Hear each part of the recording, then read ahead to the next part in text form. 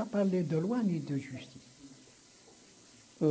Troisième question, maître, l'intervenant demande quelles ont été les actions qu'a menées la Ligue des droits de l'homme en Algérie durant les décennies noires. Durant les décennies noires, en fait, pendant le moment où il y a eu ces exactions, Vous savez, tous ces crimes. D'abord, a commencé à partir des élections à l'Assemblée nationale du 26 décembre 1991. On a protesté déjà quand on a fait le coup d'État. J'étais à ce moment-là le président de la Ligue. On a lutté, justement, on a dit que le peuple a voté librement, il faut permettre les élections. De toute façon, ce n'est pas l'Assemblée nationale qui détient le plus pouvoir. Les pouvoirs sont détenus par le président de la République et surtout par l'armée. Ce sont les décideurs. Donc, qu'est-ce qu'elle joue le rôle de l'Assemblée? Qu'est-ce qu'elle peut jouer? Comment une Assemblée? Mais ce qu'ils avaient peur, c'est qu'ils aient les trois quarts des élus. Quand on a les trois quarts des élus, on peut changer la Constitution directement. C'était le changement de la Constitution pour lequel, justement, ils appellent le coup d'État. J'ai dit tout à l'heure à l'intervenant que nous avons protesté contre l'état d'urgence. Tout de suite, on a dénoncé les camps de concentration dans le sud. Je suis allé partout, moi, et surtout en Espagne, où j'ai déclaré publiquement qu'il faut que tout le monde intervienne parce que la privation de liberté de quelqu'un ne peut pas se faire par un acte administratif. C'est un internement administratif, doit se faire par la voie du juge. Bon, il y a eu une grande répercussion en Algérie. Quand je suis revenu d'Espagne, toute la presse était déchaînée contre moi. Ils ont fait des articles. La télévision, même pendant 2 minutes, m'a attaqué.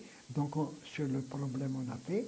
Ensuite, à partir des événements, à partir de 92, de la loi d'urgence, en 92, avec tous les massacres qui sont passés, nous les avons dénoncés partout. Je suis allé partout, en Amérique latine, en France, pour que la Ligue a dénoncé, elle a pris position, elle a écrit à tout le monde pour leur demander, et on a fait tout.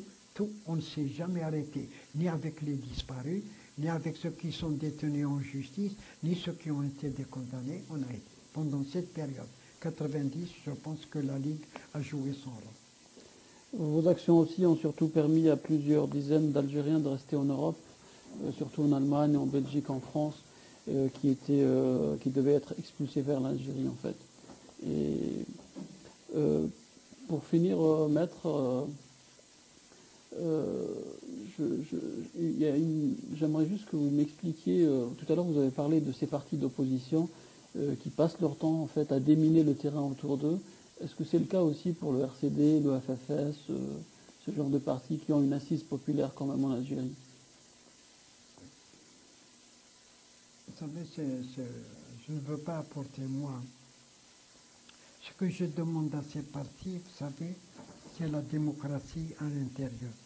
Ce n'est pas chaque parti devienne le FLN. Vous savez, qu'est-ce que c'est que la démocratie à l'intérieur? C'est permettre à la jeunesse, vous savez, non pas seulement l'appareil qui reste toujours dans le parti, à ce que la jeunesse monte un peu et arrive au parti de décision parce qu'ils sont plus actifs. Je crois qu'il ne faut pas attaquer. Je crois que le FFS que vous décrivez, ce n'est pas celui qui existe actuellement sur le terrain. Merci à tous nos téléspectateurs pour leurs nombreux appels. On s'excuse de ne pas pouvoir répondre à tous ceux qui nous ont appelés. Vous avez la possibilité aussi de nous envoyer vos questions par email et je laisse le dernier mot à Maître Ali Abdellah. Merci. Je vous laisse finir notre émission par dire quelque chose au sujet de l'Algérie, de cette situation. Est-ce que vous êtes optimiste? Moi, ce que je demande à tous ceux qui écoutent cette émission ou les suivantes, je leur demande 2 choses seulement. D'abord, une réflexion. Il faut qu'ils réfléchissent à un problème avant de passer à l'action. Parce que réfléchir, c'est bien connaître le problème et essayer de voir par quelle partie nous pouvons l'attaquer quand il vient d'une décision arbitraire du pouvoir et comment on peut avoir pour dénoncer beaucoup de gens autour de soi. Je crois qu'il faut que l'information joue un rôle capital. Celui qui a une information à divulguer, il faut qu'il trouve un moyen de communication pour dire à tout le monde, il y a une injustice, il ne faut pas accepter l'injustice. Et aux Algériens, moi je dirais, vous avez des droits. Et ces droits, il faut les réclamer. Quand quelqu'un vous dit, on vous renvoie, soit un greffier, soit au niveau de la commune, on ne vous donne pas une pièce, il faut revenir parce qu'il faut payer la corruption, il faut lui dire, sans violence, sans cri, c'est un droit, il faut me donner mon droit. Et à ce moment-là, je pense que les gens reculeront. Si les gens se taisent et obéissent, on leur dit partez, on ne vous donne rien du tout, je crois que cette situation risque de durer. Moi, je demande seulement aux Algériens, et particulièrement à la jeunesse, ne soyez pas des sujets, soyez des citoyens, réclamez les droits, demandez-les sans violence, mais ne reculez jamais. Et merci. Merci, maître. Merci. Mes chers téléspectateurs, merci de votre attention. Je vous souhaite une agréable semaine et je vous donne rendez-vous à la semaine prochaine. Merci.